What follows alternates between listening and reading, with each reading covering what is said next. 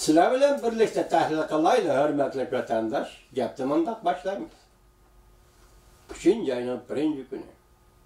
Keyin 3 ayning 15-kunigacha Jungoda siyosiy kengash va xalq vakillar qurultayining yillik yig'ini chaqirildi. 2 ayning 27-kuni, 2 ayning 28-kuni Amerika Qo'shma Shtatlarining prezidenti Tramp Vyetnamga xoniga berib, Chavshanning rahbari Kim Jong Un bilan suhbatlashdi. Lekin suhbat jarayonida yerimlashganda deyli masalan, o'rnidan dast turib suhbat zalini tashlab chiqib ketdi. Selishtirib turib, o'zingizni tasavvur qilib, balkash maydon qo'yib qo'ygan hurmatli vatandosh. Masalan, Chavshan taqa Amerika e'tirof qilgan davlat emas. Buni taqa e'tirof qilgan davlat emas. Mesela Çavuşan şu 2-3 yıldan beri hedef Amerika'ya tehdit edip bir günü yadro, bir günü vodrot kurallarını, bir günü raket apartılıp Amerika ve dünya tehdit sal.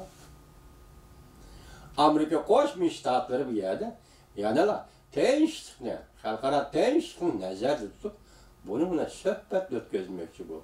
Aslida aytganda Çavuşan Amerikaning xili emas. Nimishqa? Eng oddiy bir jumlada ifodalaylik. Ikki davlat bir-birini diplomatik e'tirof qilish bosqichini yoki rasmiyatlarini o'tagan emas. Shunga Amerika bilan Chavshan bir xilda yoki bir yerda tura oladigan va bir-birini hurmat qilish kerak bo'lgan ishmi yo'q. Chunki diplomatik e'tirof qilinmagan. Shunday bo'lsa-mu, yana prezident Tramp hukumati Chavshanning rahbari Kim Jong Un bilan ko'rishib, uni bilan birga o'ltirib suhbatlashib, yadro qurollarini to'xtatish, Chavshan yarim orolini yadrosizlashtirish shu orqali tinchlik musofasiga qaytib kelib, oxirida Vyetnamda bir davlatga aylanishga, iqtisodiy taraqqiy qilayotgan bir davlatga aylanishni ham suhbatda, ham simvollik xarakterda Chavshanning oldiga qo'ydi. Chavshan talabni qo'yib Chavshan talabni qo'yib prezident Tramp bu talabdan huddisidan chiqqan. Xuddi hozir Kim Jong Un uchun aytganda bu qatimqi suhbatning mag'lub bo'lishi yoki prezident Trampning bu kishini Kim Jong Unni suhbat zalida tashlab, suhbat zalidan prezident Trampning chiqib ketishi Chavshan o'zicha aytganda bo'lsa yoki bir davlat rahbari uchun aytganda bo'lsa intayin egri ish. Bu intayin egri. O'qitishda davomli saballik bo'ladi deyil, o'qitib baqayli, xuddi bir burkat. Bir oljini tog'dan yoki yerdan elib, havoga ko'tarilib, u oljini yaratmay, putidan qo'yib etgandek yoki osmondan yerga tashlab etgandek bir ish bor. Chavshan shu oljiga aylangan, yerga tashlab etgandek bir ish bor. Buning zarbisi Chavshanning o'zida emas. Bunun zarbisi yan taraftan Jungo'ga keldi. Nima dedik baştaki leksiyada? Reis Xi Jinping Amerika'ya kelib suhbat o'tkazishdan qo'rqib o'tadi. Parishon holga tushib qolaman dedi. Bu intayin zo'r natija. Prezident Trampning suhbatlari yanında Chavshanning rahbarini suhbat zalida tashlab chiqib ketishi, uning inkosining Jungo tarafdan kelishi yoki Jungoni qo'rqinishga, qo'rqish holiga keltirib qo'yishi bu prezident Tramp'ning diplomatiya faoliyati intayin zo'r g'alaba deyish. Biz bu yerda xulosalab baqaylik. Bugungi kunda Chavshan yarim orolini yadrosizlashtirish amaliyoti Jungoning masalasi bartaraf qilishga barobar. Bugungi kunda savdo suhbati orqali yana boshqa suhbatlar va fikrlar orqali Jungoni bartaraf qilish, shunday deylik, diplomatiya yo'lida, diplomatik yo'lda bartaraf qilish, amni Chavshan yarim orolini yadro masalasini bir taraf qilishga barobar. Chunki Chavshan demak Jungo demak Chavshan. Chunki Chavshan yarim orolidagi yadro vaziyatini va yadro bilan dunyoga tahdidda popozni ishlatishni Jungo keltirib chiqadi. Yaqinda biz sizlarga leksiyada so'zladik, Jungo dedi, biz yadro qurollarini avval ishlatmaslik degan bu prinsipni voz kechimiz. Bu bir tahdid. Demek en ahirki can qutquzish pahala bahal. Bu bir tahdid Cumhur'dan kelayotgan tahdid. Lekin bugun ishning o'ziga qaytib kelaylik. Bugun endi 3-oyning 1-kuni boshda aytdik, siyosiy kengashning va xalq vakillar qurultayi yig'in chaqirib. 2-oyning 28-27 kunlari prezident Trump asli 3-oyning 2-kundan boshlab yo'l qo'ydigan 25% boj eli siyosatini kechiktirdi. Buna qaraganda Reis Xi Jinping imkoniyat yaratib berdi.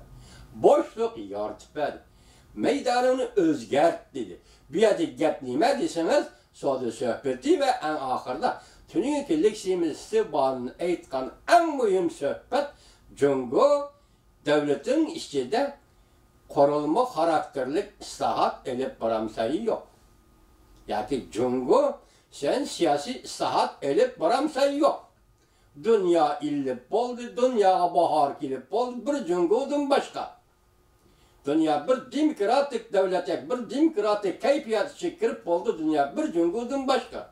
Sen bu yo'lni tanlamsan yo'q. İmkoniyat yaratib berdi. 25%lik boj elish prosesini chekindirdi, keyniga tortdi. Prezident Trump shuni yaratib berdi. Endi bu ishki jihatlarda bo'layotgan suhbatlar siz bilan bizga notayin. Şunlaşka neyim bo'ldi? O'tganda Nemizov istiqbolim dediki, bunun işte mesela Jungo'la Amerika o'rtasida suhbat boshlanib kelishim imzolansa, bunun ichida qurilma islohoti elib berish degan masala yo'q dedi. Bunun uchun oxirgi leksiya tuniga sizga leksiya nima dedi? Prezident Trump dediki, yaxshi kelishim imzolaymiz agar ikki davlat Jungo'la Amerika Qo'shma Shtatlarida yaxshi kelishim imzolayolmasak, men bu kelishimga imzo qo'ymayman. Xohlasam yana tashlab chiqib ketishim mumkin. Tuniga Vyetnamda elaka zalni tashlab chiqib ketgandan keyin muxbirlarga e'lon qilgan suhbatida prezident Trumpning men Jungo'ga shunday usulni qo'llanishim mumkin deganligini anglatib berganlar. Xo'sh. Tuniga bir so'ziga muhokamamizda biz shunday savol qo'ydik.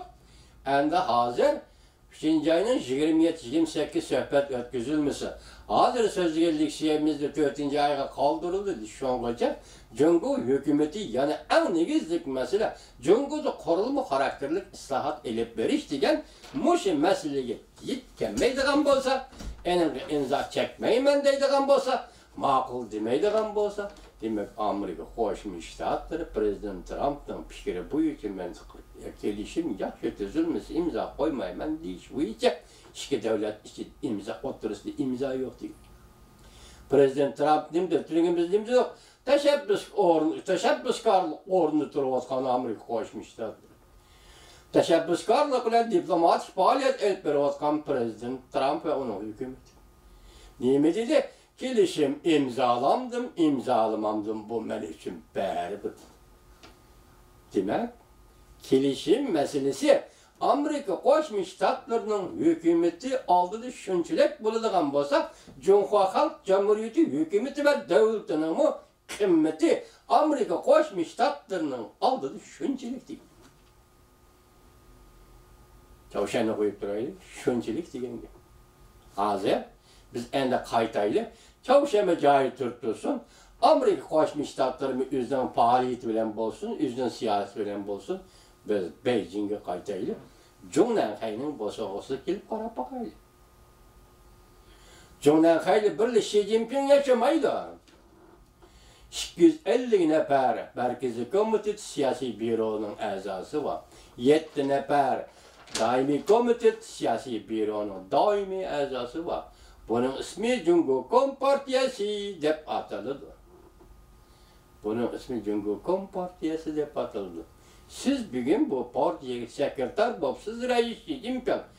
Davlatga rais bo'libsiz, Rais Xi Jinping. Siz duch kelayotgan ikki masala. Biri, yoki Amerika kelib prezident Trumpning talablari bo'yicha qurilma islohoti elib berishdan iborat tuzilgan shartnomaga kelishimga imzo qo'ysiz. Amerika Qo'shma Shtatlari savdo urushini darhol to'xtatdi. Bu kelishimga imzo qo'ymaysiz. Amerika Qo'shma Shtatlari 25% boj elish bo'yicha siyosatni yo'lga qo'ydi.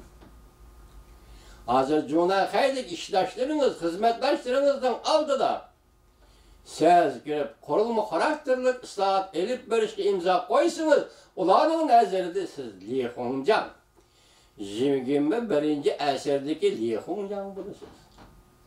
Ulanın nazarında siz vatan satqıcı bulursunuz Reis Xi Jinping. Çünkü Şitav programısı dedi bu saat siyasi ıslahattır. Siyasi ıslahatı berip takılıdı. İçtimai siyasi tüzümünü özgertişke berip takılıdı. Bunun bilen Gümüşen'den ne mi buludu? Hoda sömürüğü 500 yıldır üzgün kövdürüp kaytı rast. Yeni sömürük bop dünyaya kelgende kilalendi. Ondan mümkünlük yok. Gümüşen'den bu siyasi ıslahatı elip bardı. Allah bolsa Gümüşen'den özünün nazarında, Kompartiya özünün nazarında o alak buldu. O gümran buldu. Şunlaşka Reis Xi Jinping kurulma ıslahat elip verişten ibaret bu şarttan, bu kilişim imza koyulmaydı. Sonra oruşu yetip gelirdi. 25% başlığımız gelirdi. Baş koyuş yetip gelirdi.